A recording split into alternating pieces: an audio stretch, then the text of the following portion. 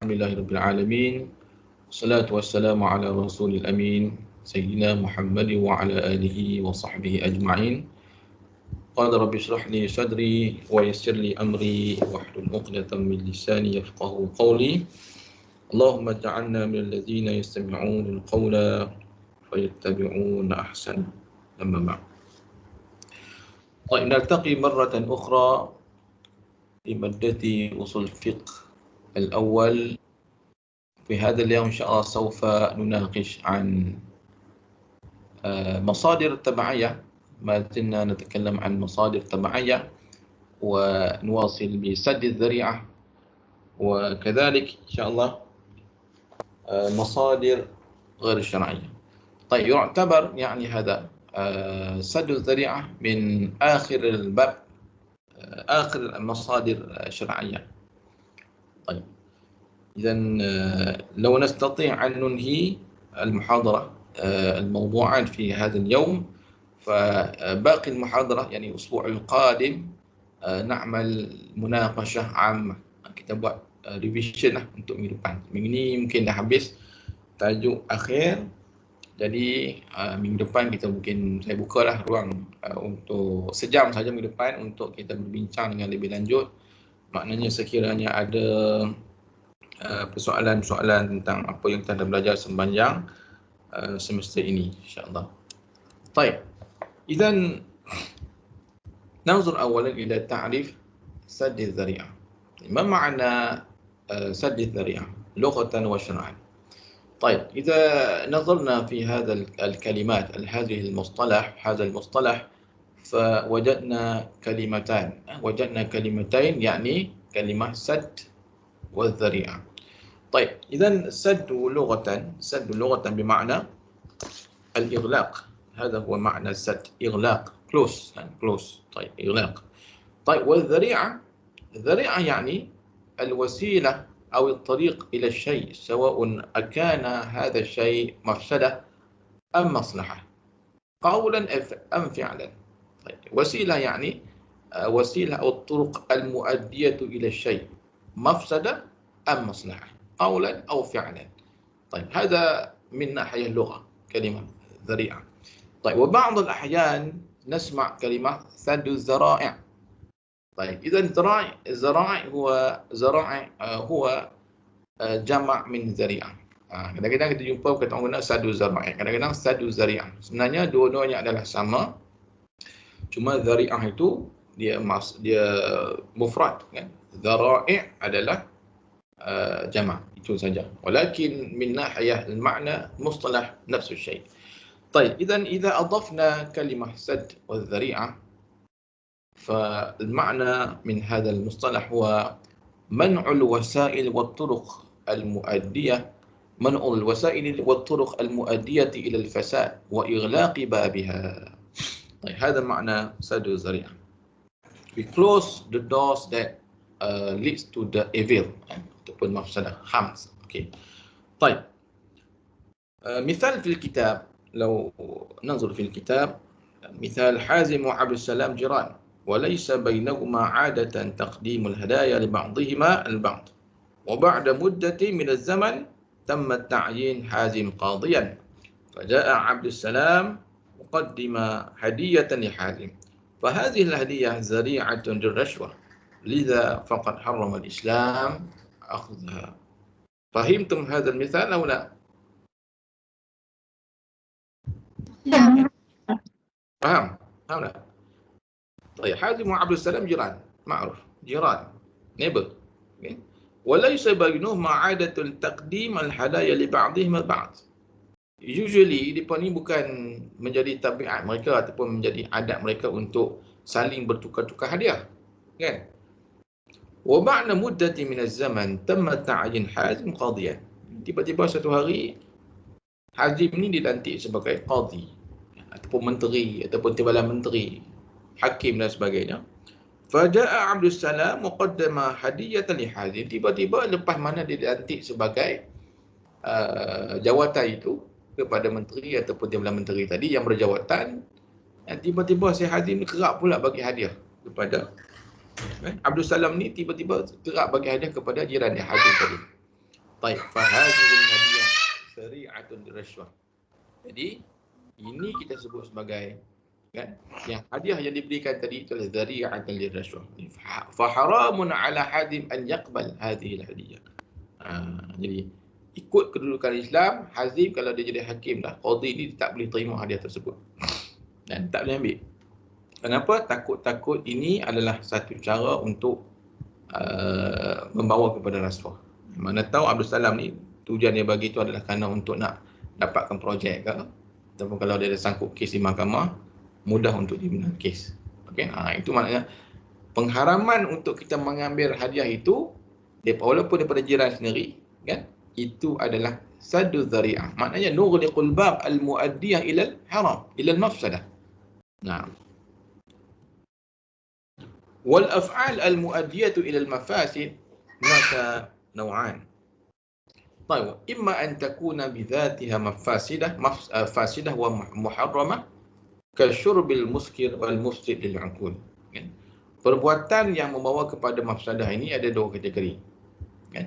Baik. Pertama kita lihat kepada zatiha fasidah. Perbuatan itu sendiri adalah pada asalnya diharamkan. Kasyurbil muskir al-mufsid lil-uqul. Baik. طيب فهذا النوع فهذه يعني الأفعال لا تدخل في دائرة السد الذريعة التي نتكلم عنها في هذا اليوم. Kalaulah perbuatan tersebut daripada awal dia memang dah haram, diharamkan dalam syariat, maka ini bukan topik perbincangan kita hari ini, kan? Bukan topik perbincangan kita dalam saddu zari'ah ni, sebab dia pada awal adalah haram. Baik, wa thaniyan imma an takuna bi dhatiha mubahah jaizah walakinnaha mufdiyatun ila mafasid. Yang kedua ni ialah perbuatan itu pada asalnya adalah harus, walakinnaha mufdiyatun ila mafasid, tapi dia membawa daripada perbuatan harus itu dia boleh membawa kepada perbuatan yang haram, perbuatan yang mafsadah.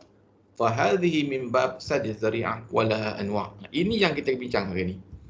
Kan, perbuatan yang harus, tetapi kalau kita buat perbuatan tersebut, dia boleh membawa kepada benda yang haram, benda yang mafsadah. Baik. Jadi perbuatan yang harus tadi ini dia boleh bertukar kepada haram. Kenapa? Kerana dia membawa kepada benda yang haram. Inilah kita namakan sebagai saddu zari'ah. Walaha anwa'. Baik, dia ada thalathata anwa'. Baik, awalan ada fi kitab mawjudna. Baik, النوع الأول ما كانت المفسدة منه قليلة ومصلحته كبيرة فالمصلحة هي الراجحة. Baik. Yang pertama ini perbuatan yang mana dia ada mafsadah dan maslahat. Walakin maslahah minhu akbar, maslahah kabira wal mafsadah qalila. Kan? Misal, ماذا؟ نظر الرجل إلى المرأة التي يريد خطبتها. Baik. الرجل يعني الخاطب yang orang lelaki Minang ni ينظر إلى المرأة طيب مفسدة أو غير مفسدة؟ مفسدة kan, kita nak tengok perempuan tiba-tiba duk tengok tenu muka kan, tak boleh lah kan. Walakin mafsadatuha qalilah lianna madha, lianna المصلحة أرجح وأكبر. يعني مصلحة في هذه القضية هي لخطبة للنكاح للزواج. Baik, jadi kena tengoklah kan, kenan ke tak kenan ke, hidung macam mana ke kan, hidung capang ke macam mana, takut-takut kalau dah kahwin nanti pakai terima yang pakai niqab, tengok gigi pun tak ada, yang tengok tak berkenan kat isteri dia. Jadi tak boleh. Baik, jadi untuk kes ini an-nazar ila al-makhtubah, tengok kepada tunang, mafsadatuha qalilah wa maslahatuha kabirah, fal hukm huwa annaha mubahatun syar'an. Limadha? Lianna mafsadataha qalilah wa maslahataha kabirah. Wadah? Baik, ini diharuskan. Maknanya walaupun daripada jenis saddu zari'ah, tapi jenis yang pertama ini adalah diharuskan. Baik. Boleh faham tak? Itu konsepnya lah. Baik. Jadi bagi orang yang pakai niqab, kalau ada orang lelaki yang berkenan kat dia untuk tujuan perkahwinan kan, dia bolehlah buka niqab dia tu untuk lelaki tersebut tengok kan, macam mana keadaannya, berkenan ke tak berkenan. Jadi Lepas tu tutup baliklah. Jadi untuk zalika rajul faqat. واضح؟ طيب ثانيا يعني النوع الثاني ما كانت المفسدة منه كبيرة والمصلحة قليلة. Yang kedua ini mafsadahnya besar, wal maslahah qalilah. Maslahatnya sikit. طيب والحكم الراجح في هذا الأمر الحرمة لأن المفسدة أكبر من المصلحة. طيب مثل على ذلك تأجير الدكان لمن يريد استخدامه في بيع الخمر. طيب بمعنى عندنا دكان, we have shops and we rent our shop to other person to buy liquor. Okay. طيب ما هو المصلحة؟ المصلحة هي حصول على الأرباح، حصول على يعني الأجرة. Kita dapat sewa bulan-bulan untuk dapat. ولكنها ماذا؟ تؤدي إلى المفسدة الأكبر وهي المفسدة شرب الخمر. Baik. Jadi dalam keadaan ini apabila mafsadah yang lebih besar berbanding dengan maslahat yang dapat, maka hukum hasil yang kita dapat daripada sewa tadi adalah haram berdasarkan kepada sadu zari'ah. Maka لأن المفسدة أكبر من المصلحة. طيب وكذلك بيع السلاح وقت الفتنة. بيع السلاح وقت الفتنة. بيع السلاح يجوز ولكن بيعه في وقت الفتنة di waktu الحرب, waktu orang tengah berperang ni, tempoh fitnah kita jual senjata ke orang. Hasil yang kita dapat daripada jualan senjata itu adalah dikira sebagai hasil yang haram. Limaza? Lianna bisabab hadzal bay' yuaddi ila qatl an-nafs. Orang akan berbunuh-bunuh sebab kan menggunakan senjata yang kita jual.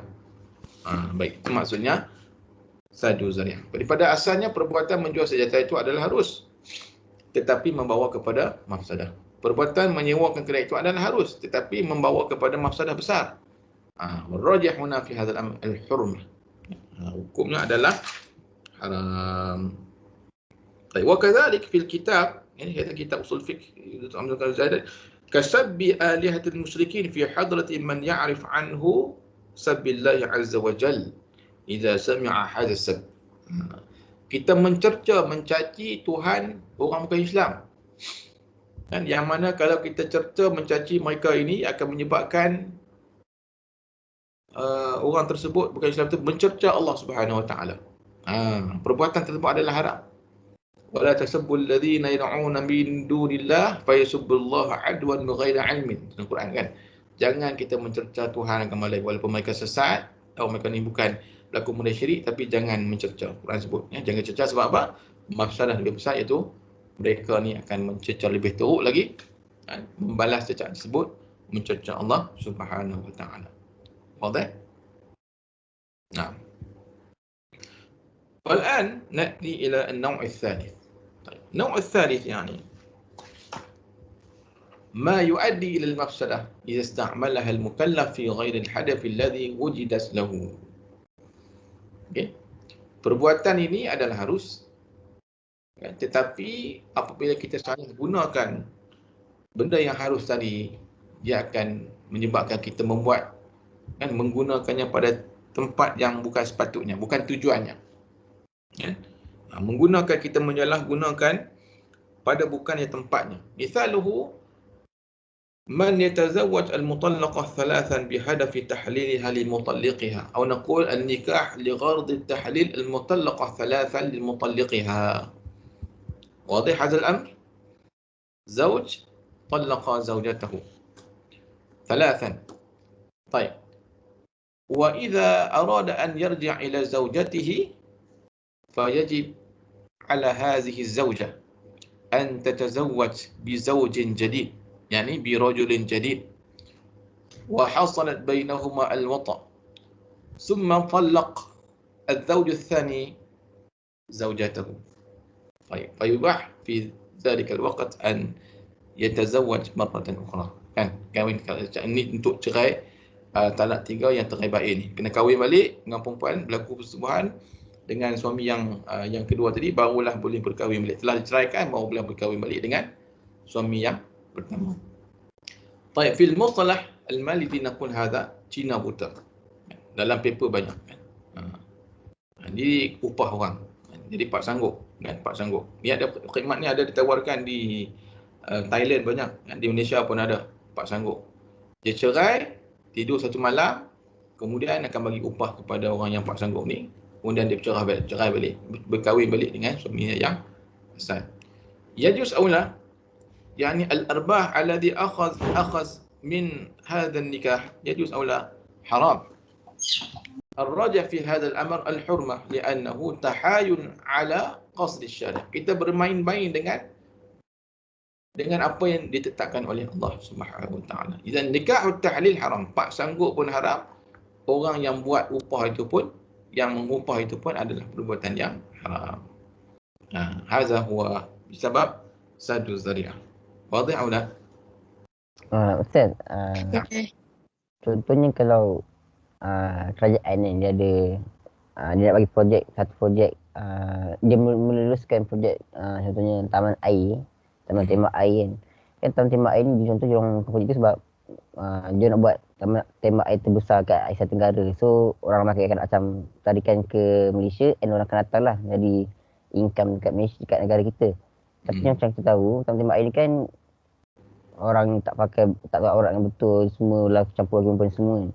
Jadi perbuatan meluluskan projek tu, kalau mengikut satu zaraat, dia besar di mana? Di muslah ke ataupun di faedahnya?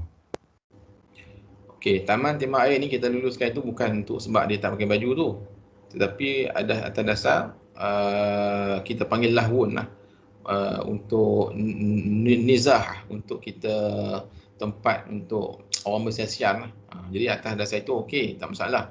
Jadi sebab kita luluskan projek itu bukan atas sebab untuk buka aurat, tetapi untuk taman tembak air itu sendiri. Kan?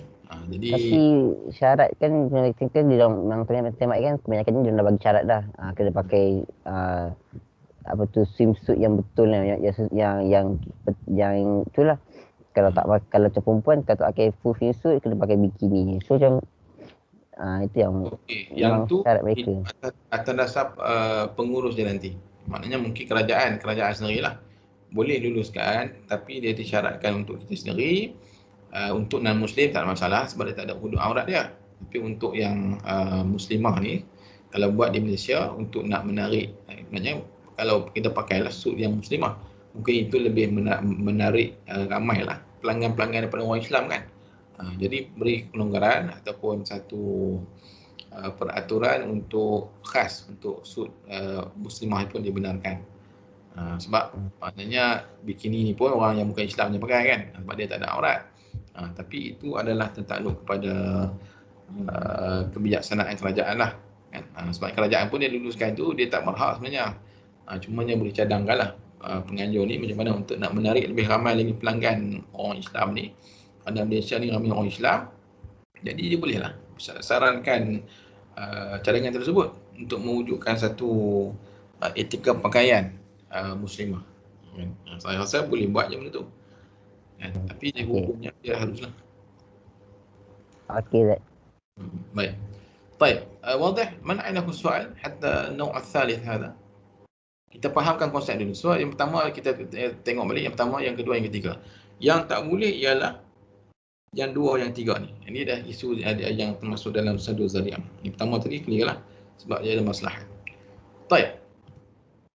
والآن نأخذ عدة الأمثلة من القرآن ومن السنة على تطبيق سد الذريعة.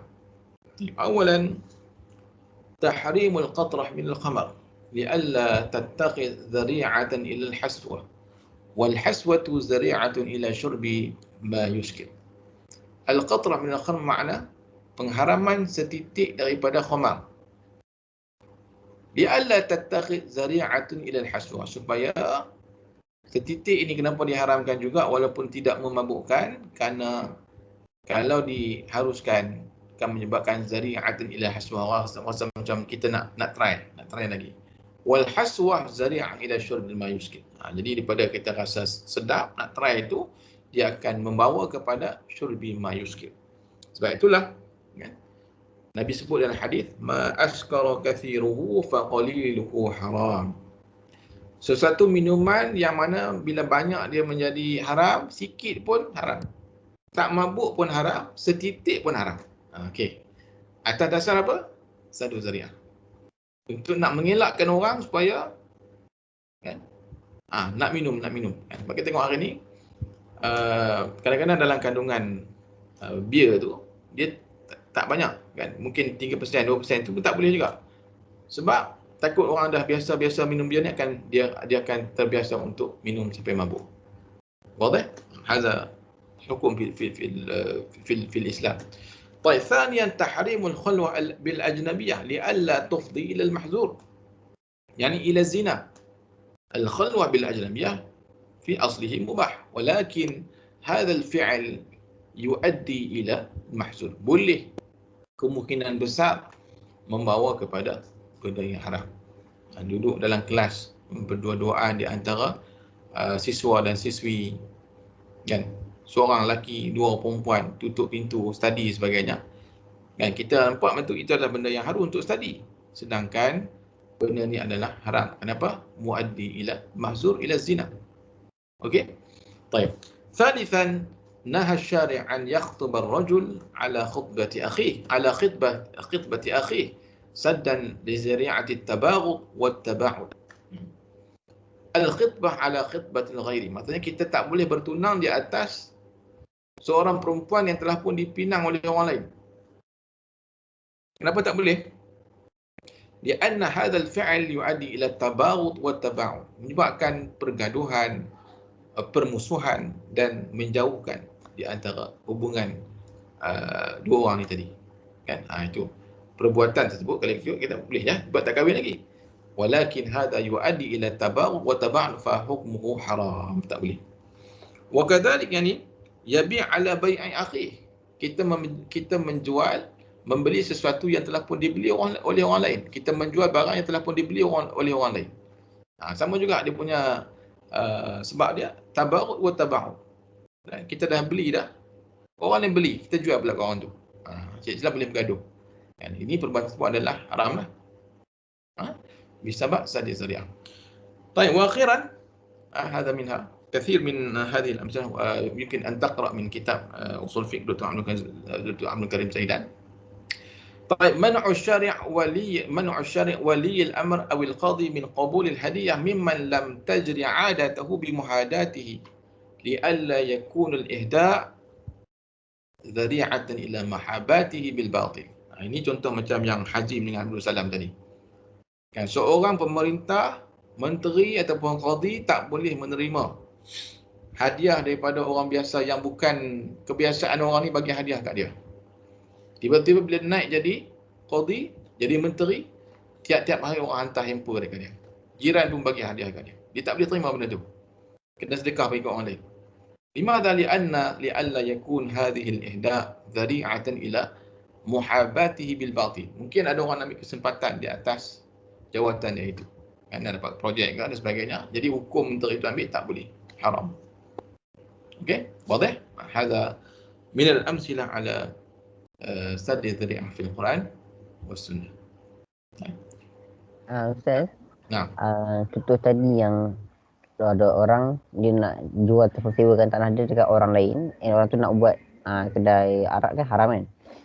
Tapi kalau orang tu dia tak, penyewa tu, penjual tu tak tahu pun niat si orang yang nak beli atau sewa tu kan. Dia macam datang kat saya kata sebab saya nak sewa ni, dia tak kata pun untuk apa. So bila kita sewa, dia buat kedai arak, kita tak salah kan sebab kita tak tahu. Baik, al-jahlu yu'fa anhu. Idza kana bi sabab jahalah yu'fa anhu. Dia tak tahu tak apa. Tapi kalau kita tahu maka tak boleh. Contoh sama juga macam kes ni, bukan kata sekadar sewa saja. Kadang-kadang kita cetak stiker kan. Kita cetak maknanya ada orang nak tempah stiker kat kita. Kita buka kedai printing. Kan tiba-tiba datang seorang ni suruh cetak stiker untuk iklan alung. Kan iklan alung lah yang duk tampal-tampal tu. Soalannya, boleh tak kita cetak? Kita tak buat. Kita bukan buat perkhidmatan alung, tapi kita tolong mencetak. Jadi soalan, ma hukum husul ala al-thaman minhu? kita ambil projek tu, boleh tak? Apa hukumnya? Tadi dah jelas untuk Alung. Hukumnya adalah haram. Walaupun kita tak buat benda tu. Ini kita saddu zari'ah ni. Hasil kita adalah haram juga. Kenapa? Kerana nusa'id 'ala al-hurmah, nusa'id 'ala al-muharramat, yakni al-qimar kan. Alung ni qimar ataupun perjudian ataupun unsur-unsur riba kan. Jadi kira syubhah kan. Jadi kita kalau dah tahu tak apa. Kalau dah tahu cetak untuk benda yang tak baik ni ataupun iklan karaoke ke, iklan kelab malam ke yang boleh membawa kepada benda yang haram ni, kita tak boleh terima, syubhat. Okey. هذا من باب سد الذريعة. واضح؟ طيب أفتح المجال لو كان عندكم سؤال قبل أن ننتقل إلى تطبيق معاصر. تفضل. Saya ada soalan. كده. Assalamualaikum. تفضل. Oh, تفضل سبا. ni bagi.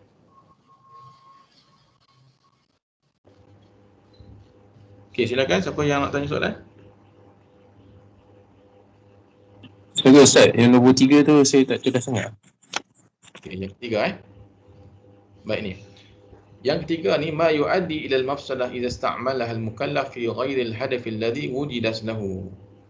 Perbuatan ini pada asalnya harus, tetapi kalau kita gunakan pada bukan tujuannya, maka dia membawa kepada mafsadah. Kan? Perbuatan nikah tersebut kita gunakan bukan pada tujuannya, maka hukumnya adalah haram. Baik, apa konsep dalam nikah mutallaqah thalathan? Kenapa Allah Taala tentukan hukuman bagi orang yang dah cerai talak 3 ni, kena hukuman dia kan? Isteri itu kena dikahwini oleh seorang lelaki, suami baru kan, duduk sekian lama bercerai barulah boleh kahwin balik. Baik, sebenarnya itu nak memberi pengajaran kepada si suami ni supaya jangan bermudah-mudah untuk mentolakkan, menceraikan isteri kan. Jadi pada asalnya hukum syarak menetapkan bahawa dia boleh berkahwin dengan isterinya balik kalaulah maknanya dia berlaku dengan takdir Allah Ta'ala. Mereka dah hidup sekian lama, kemudian tiba-tiba memang dah kahwin dengan suami baru, berlaku perceraian tanpa diupah kan. Mungkin lepas itu dia rasa nak kembali balik kepada suaminya, boleh dengan akad yang baru. Tapi dalam kes yang kita bincang hari ini, ramai orang yang mengupah kan. Jadi mempercepatkan kan, mempercepatkan untuk nak nikah balik dengan isterinya itu kan, jadi menyalahgunakan. Pada asalnya memang dibenarkan oleh syarak untuk kahwin balik, tapi ni ada unsur kita mengupah orang jadi pak sanggup ni kan, untuk mempercepatkan berkahwin balik dengan suami dia yang asal, maka ini perbuatan ini tak boleh. Tak boleh. Terima kasih Ustaz. Okey, maksud macam mana? Mafsadahnya. Mafsadahnya kita bermain-main. Tahayun ala qasdi syari'. Kita bermain-main dengan hukum Allah Taala. Ustaz. Okey, baik. Ada lagi soalan lain? Ada satu. Tafadhal. Seingat saya lah, dulu saya ada belajar tentang saddu zara'i ni. Dia ke mazhab Zahiri dengan mazhab Syafi'i tidak menjadikan saddu zara'i ini sebagai hujah. Jadi sekiranya kalau salah tak betul kalau ada sebahagian masyarakat yang menggunakan dia kata dia berpegang pada mazhab Syafi'i, maka kita adakah dia boleh lakukan contoh macam tadi Yak kata tentang jual anggur pada orang yang penjual arak ataupun photostat cetakan ahlung tadi kan. طيب إذا فلذلك نضع هذا المصدر سد الذريعة في باب مصادر طبيعية المصادر المختلف فيها. Ini adalah antara masdar yang dikhilafkan oleh ulama. Maknanya ada ulama sebagai mazhab menerima, ada sebagainya tidak menerima. Baik. Jadi mazhab sebenarnya yang menerima adalah mazhab yang menerima ialah mazhab Syafi'i dan Zahiri, dan mazhab Hambali dan Maliki tidak menerima saddu zari'ah ni sebagai sumber hukum. Itu dia khilaf itulah, tapi yang rajihnya ialah saddu zari'ah ini adalah maknanya boleh dijadikan sebagai satu sumber hukum lah di atas dalil-dalil yang kita pungut daripada Quran dan hadis tadi. Kerana konsep ini telah pun berlaku dalam hadis dan juga dalam Quran sendiri. Kan, jadi konsep saddu zari'ah ni tadi hari ini kita gunakanlah. Maknanya dengan rojah ni pendapat yang paling kuat ialah saddu zari'ah ni merupakan salah satu sumber yang boleh kita jadikan asas kepada penetapan hukum. Okey. Okey, yang untuk masyarakat yang tu kita nak boleh lawan ke? Atau boleh dikenakan apa hukuman ke? Makan zahir mazhab yang lain tu dia tak kuat lah. Sebab yang rojah sekarang ni ialah kuat kan. Maknanya benda ni ada asas dalam Quran dan juga sunnah.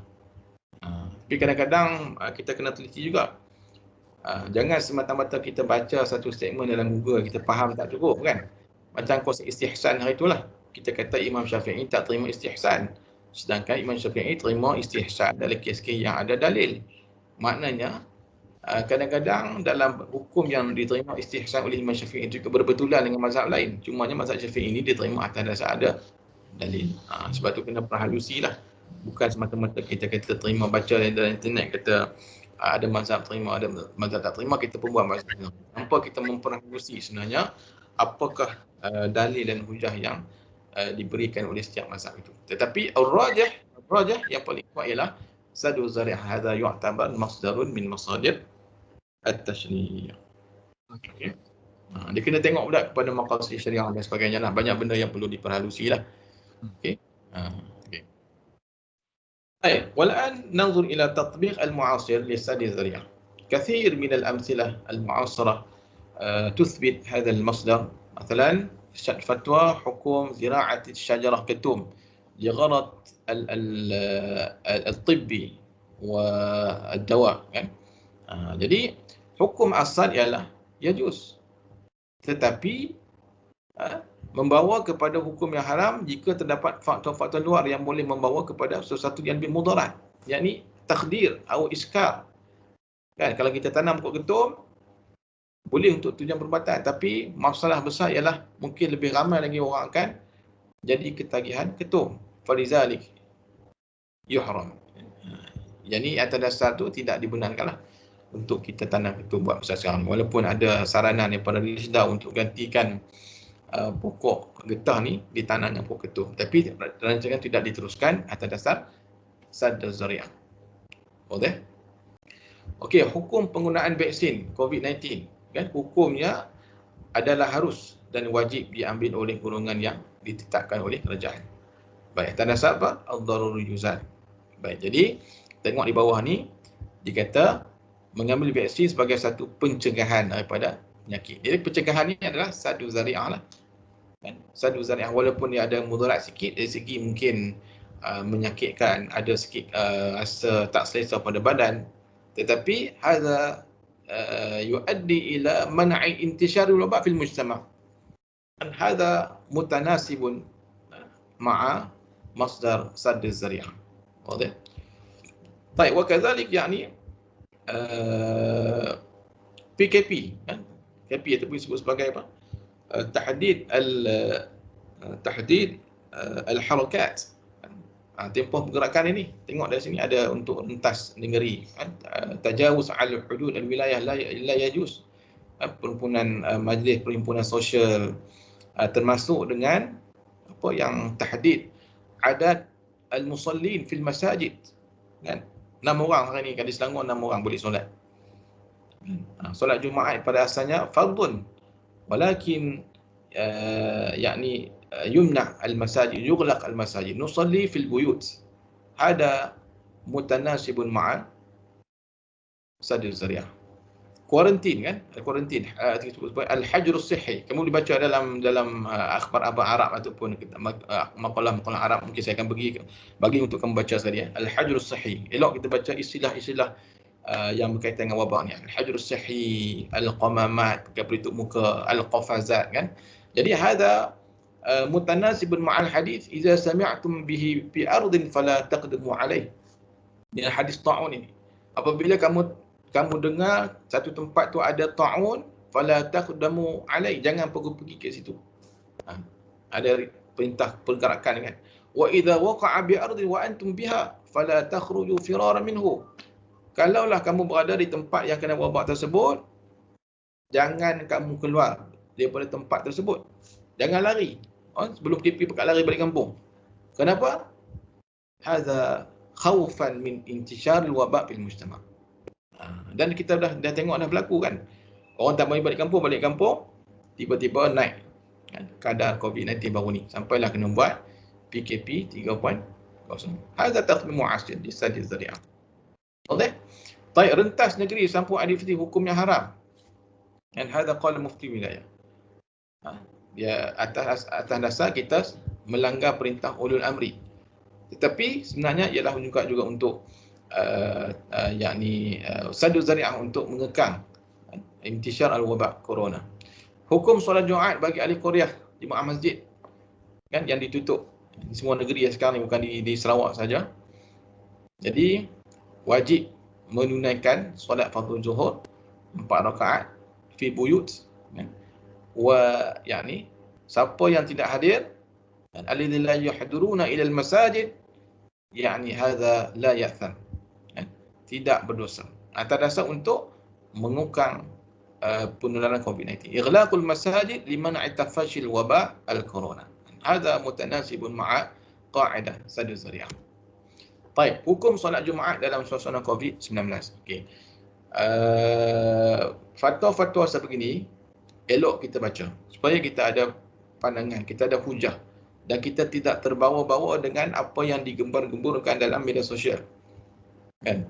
Kita kena baca dan tahu apakah dalil tentang solat Jumaat tadi, li tahdid adad al-musallin fil masajid, kenapa tutup sedangkan hadis kata wajib kan. Ini orang tak faham, banyak orang tak faham tentang Sadd Zari'ah. Kita belajar tentang fadilat saja tapi tak belajar tentang maqasid syariah, tak belajar tentang usul fiqh. Ini masalah.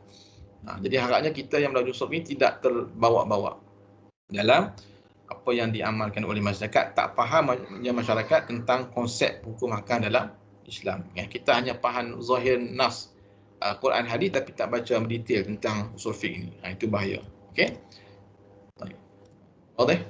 أظن هذا من تطبيق المعاصر كثير من الأمثلة واقعيا الآن تطبيق سد الذريعة. Assalamualaikum. تفضل. Assalamualaikum. Ya Ustaz. Nah. Kalau contoh macam kita solat Jumaat, kita azan kan kat taman kita, azan kuat kan. Jadi lepas tu Cina tu dia macam bising lah. Dia kata perlahankan azan tu macam dia tak bagi azan lah kita. Azan pun dia bagi mic dalam ya. Ya. Ini kalau kita berhenti buat benda tu, berhenti azan pakai mic luar tu, atas dasar Sadd Zari'ah ke? Sebenarnya azan ni adalah syiar kan. Azan itu adalah syiar. Jadi sebenarnya bila kata syiar ni, kita bagi orang Cina tersebut dia kena hormat lah kan. Sebab dia pun kadang-kadang ada keadaan tertentu yang menyebabkan dia pun membuat bising juga kan, khususnya apabila ada kematian. Ada kematian Cina ni dia conceng 3-4 hari kan. Jadi bila hidup dalam masyarakat yang orang kata apa, yang majmuk ni, kita saling menghormatilah adat masyarakat orang lain. Jadi itulah maknanya saya, maknanya mungkin boleh dislowkan, boleh dikurang slow, tapi nak ketahadkan dalam masjid saja sampai orang tak dengar, tak sampailah maqasid azan tu. Sedangkan azan ni untuk panggil orang solat. Jadi pihak berkuasa masjid mungkin boleh slowkan sikit lah. Sekali kuat sangat ya, kadang-kadang terlampau kuat kan, pun mengganggu. Jadi maknanya kurangkan sikit dia punya speaker tu, tapi bukan terus hentikan. Itu azan dia ada syariah. Yang tak ada syariah ialah untuk bacaan Quran tu. Baca Quran ni kita rasa macam ibadat dah, tetapi benda tu mengganggu masyarakat dan tidak ada Nabi buat benda tu kan. Tapi kalau kita buat benda tu dan menimbulkan fitnah kepada Islam, itu maknanya kita kena revive balik lah kan. Kita buat benda-benda yang contohnya yang disyariatkan seperti azan tapi kalau benda yang boleh dipertimbangkan lagi tentang bacaan Quran tadi, baca Quran tadi ataupun kuliah maghrib ni kan. Kuliah maghrib ni kita memang kita niat kita nak bagi orang semua dengar, tapi kita tak sedar bahawa itu dah mengganggu hak orang lain. Kan? Jadi benda yang tentang kuliah tadi dengan bacaan Quran boleh diseluruhkan. Tapi azan ni kita tetap kekal sebagai syiar. Cuma mungkin kalau kuat sangat, terlampau kuat sangat, seluruhkan sikit lah. Tapi bukan dihentikan langsung lah. Okey, boleh. Itu kita bezakan lah di antara mana yang benda yang Nabi syariatkan, mana yang tidak syariatkan. Yang mana tidak ada yang ada hadis yang jelas tu kita boleh kompromi lah. Kan? Gitu. Syekh Ustaz. Baik, misal hal hunaka soal akhar? Ustaz, maaf, untuk yang tilawah perempuan Ustaz, sebab sebenarnya dekat Facebook kan banyak gempar-gempur yang tentang kata perempuan tak boleh tilawah lah.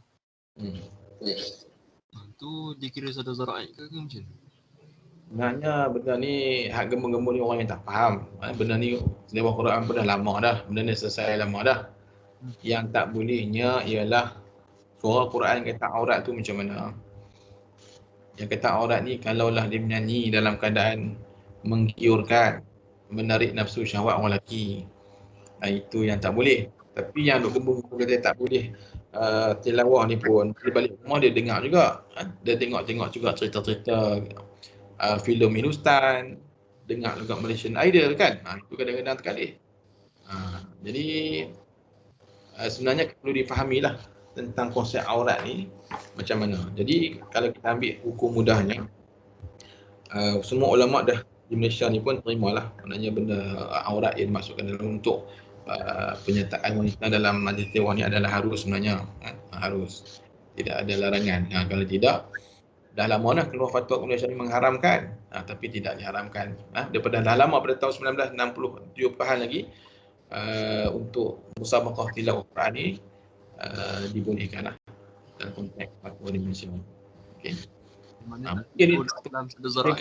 Mungkin di negara lain mungkin ada dia menggunakan mazhab yang lain. Tapi dalam konteks negara kita, itulah dia punya keputusannya. Suara wanita bukan aurat. Untuk kes untuk baca Quran lah. Okey? Okey, terima kasih. Okey, ada lagi soalan lain sebelum kita pergi kepada masadir ghair syar'iyyah? So boleh faham lah konsep sadu zari'ah ni?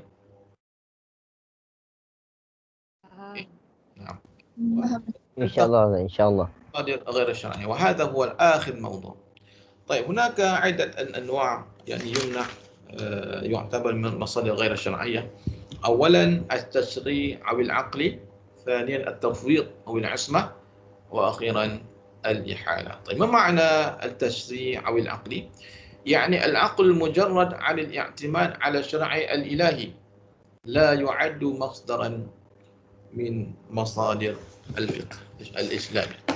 طيب لماذا؟ لأن العقول البشرية تتفاوت في إدراك الأمور. Maksudnya kita ni kenapa tak dibenarkan menggunakan akal dalam menetapkan hukum? Kerana kemampuan akal seseorang individu ni ada berbeza di antara satu sama lain. Tidak semua benda kita boleh fikir secara logik akal. Sebab itu kata Sayyidina Ali, لو كان الحكم الشرعي بالعقل لكان أسفل الخف أفضل من أعلاها. Kalaulah kita katakan syariat ini berpegang kepada logik akal, maka kita menyapu di bawah khuf itu adalah lebih utama daripada atas khuf. Kan? Hukum khuf tu kenapa sapu atas?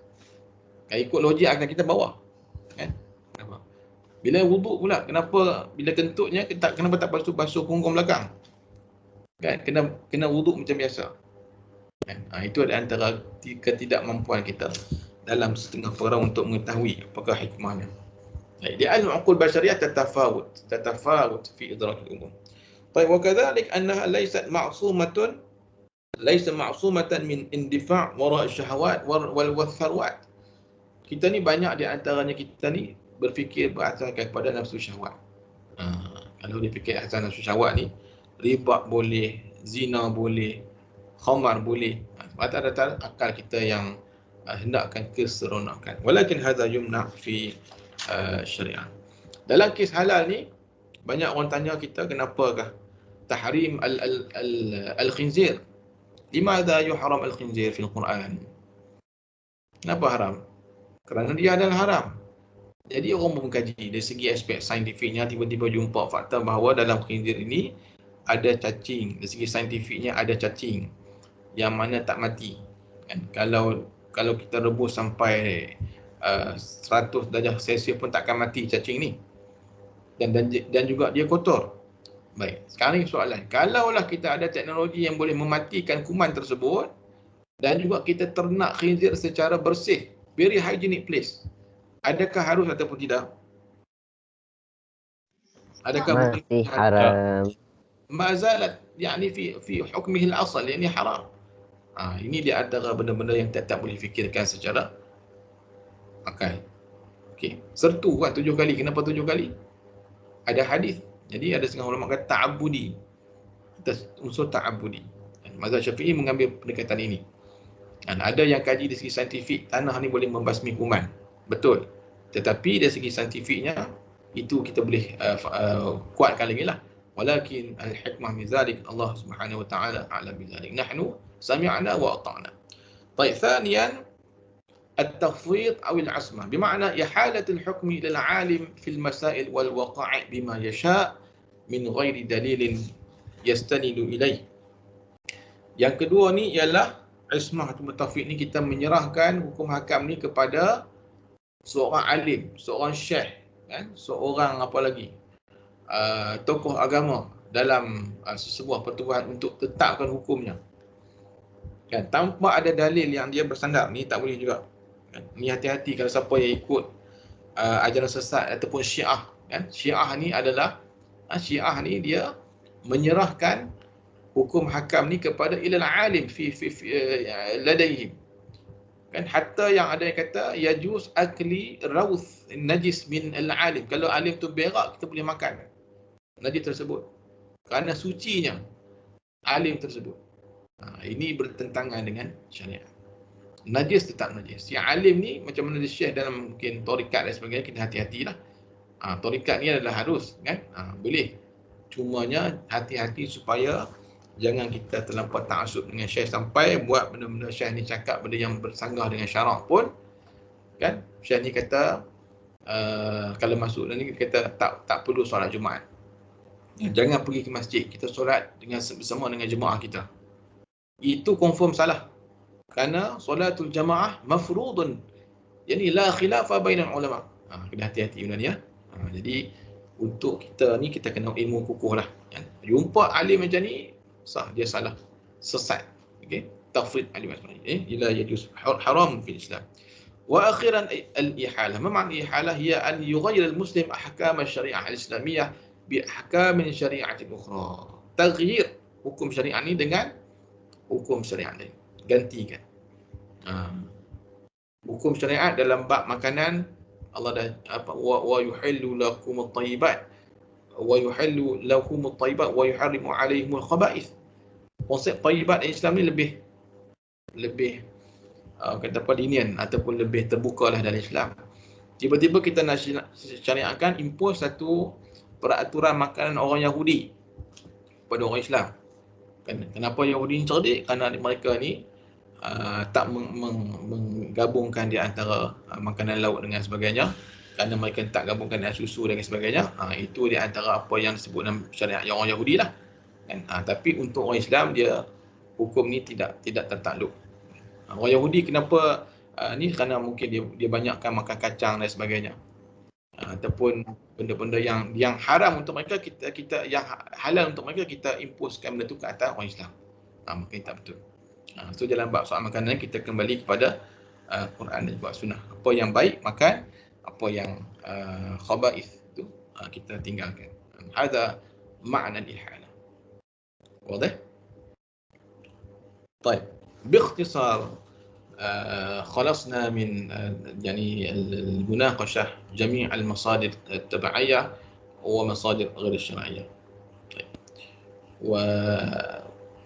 Saya buka lagi soalan kalau ada untuk ni. Saya mungkin rasa untuk usul fiqh, untuk kelas tutorial nanti saya akan bagi soalan macam biasa dalam form saya akan bagikan artikel untuk kamu baca dan juga kamu yani uktub yani ara'akum khulasah mimma qara'tum fi hadha istimara. Okey. Okey, soalan dalam peperiksaan saya ulang balik, kita soalan tatbiq. Soalan tatbiq ni maknanya kita akan bagilah soalan berbentuk dalam isu-isu semasa ni. Saya akan bagi untuk kamu baca benda tu. Jadi menjawab nanti menggunakan dalam tulisan bahasa Arab, menghuraikan kefahaman kamu. Contohnya dia hurai tentang satu isu. Bila kita naqish tu maknanya kita kena hurailah dari segi analisisnya, mungkin ada dalilnya ataupun dari segi aspek positifnya apa, negatifnya apa. Dan akhir sekali kita buat khulasah benda ni adakah berbetulan dengan sumber dalil mana dalam syariat. Okey. Itu kaedahnya lah. Tapi saya akan bagilah untuk latihan-latihan tu. Baik. Nah. Hal ladakum soal qabla an nunhi hadhihi al-muhadharah? Siapa yang rasa-rasa dia tak mampu nak jelas lagi tentang apa yang kita bincang ni? Sila saya buka lagi.